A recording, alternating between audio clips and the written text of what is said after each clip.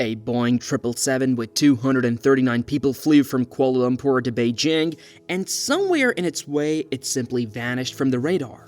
How could it be possible? How one of the biggest and most advanced aircraft in aviation disappear without a trace? These are the questions that have been haunting humanity for the past 10 years, and still, no one has been able to get one solid clue of its whereabouts. But first, please subscribe to our channel and hit like. It helps us get you new content. Today, after a decade of MH370, authorities have decided to search through the seas to find a trace of its existence. But will they be able to solve one of the most mind-twisting disappearance cases in aviation history?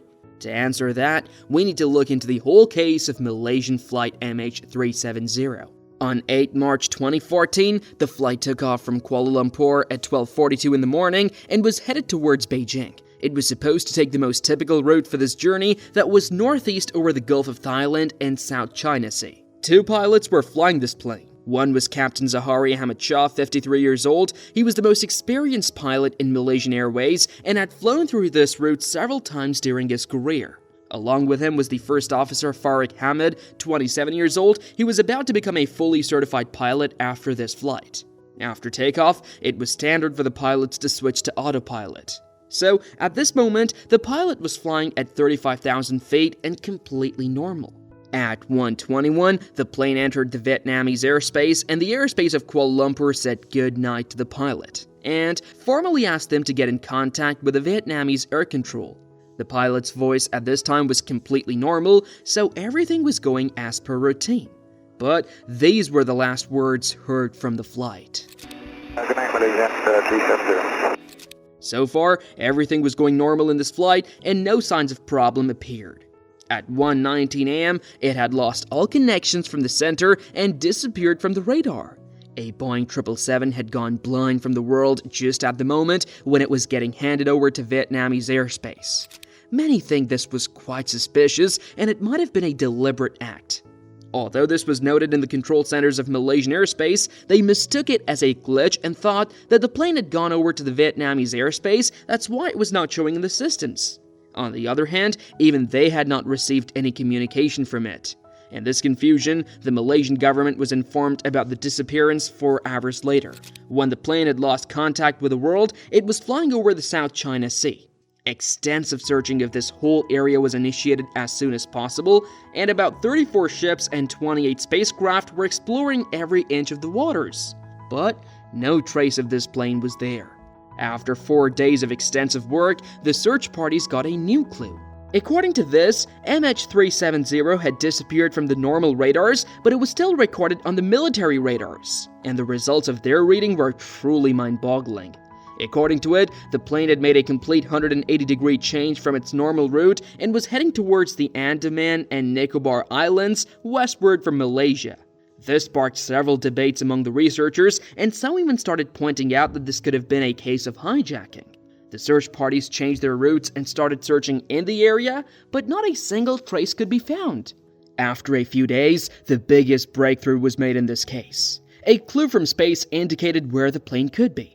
The search parties found out that the Boeing 777 tried to make contact with one of the satellites in the area several times, and using the signal caught from it, they tried to trace where it could have gone. Some experts gathered around and calculated where the satellite was at that time and how much it tilted in its position while receiving signals from the plane. This brought forward some astonishing results. The missing flight was last recorded somewhere in the Indian Ocean. And now, this was a very vast area to search, so this had to be narrowed down.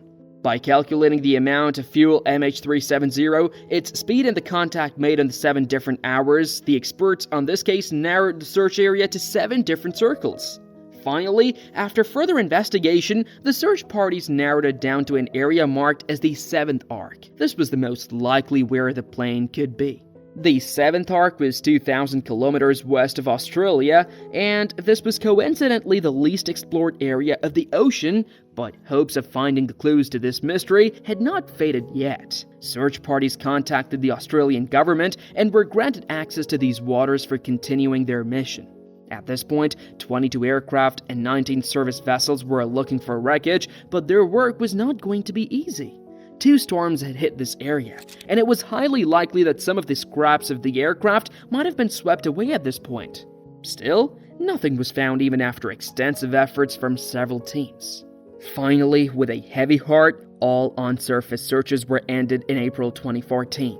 The authorities believed that by this time, the plane had most probably sunk down to the depths. So, deep-sea search investigations were commenced. Several high-quality vessels of that time became a part of the search mission and mapped out the ocean floor, but even they could not find any trace for MH370. The families of the people who were on board were still looking for answers on what had happened to their loved ones. And in May 2018, search parties had spent $160 million and a lot of manpower, but all these efforts can only bring forward more questions and conspiracy theories. The whereabouts of the flight and the passengers on it were still not known to anyone. And after thorough consideration, it was decided that it was time to stop the searches and try moving on. Even though the governments had given up on this, the locals were not ready to do so. The people who had lost their family were still longing for closure and to know what happened to the people.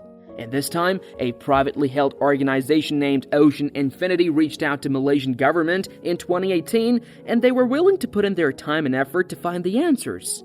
They had expertise in deploying remotely operated vehicles and autonomous underwater vehicles for various purposes, including deep-sea search and recovery operations.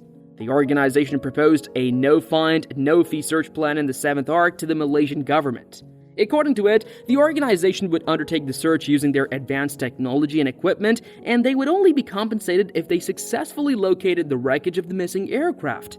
During their search, the organization found several air vents and volcanoes on the ocean's surface, but they could not find the plane anywhere. This mission ignited hopes for finding the wreckage again, but unfortunately, after several months of searching, they were not able to bring any answers, and this mission was all shut down. The authorities decided to check the backgrounds of all the passengers of the plane and even the pilots of the plane to look into their track records to consider the possibility of hijacking.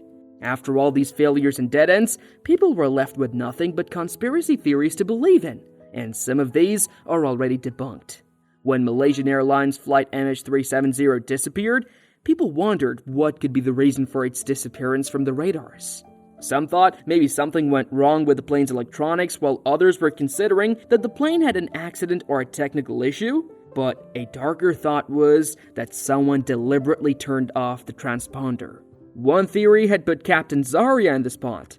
They said that a complete disappearance from radar was no small thing and that he might have purposefully shut down communication and piloted the plane into the ocean. There were several questions on his mental health, and some even said he was suicidal. Another thought about this incident was that it was an act of hijacking or terrorist attack.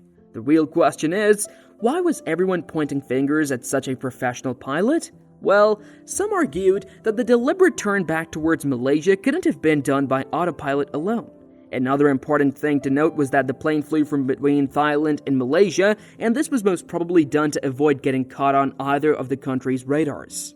However, this theory was dismissed because Zahari had a respectable career and stable life with no signs of trouble. There was no reason for him to commit anything like that. Another important detail came forward later that brought suspicion to 2 specific passengers from that day.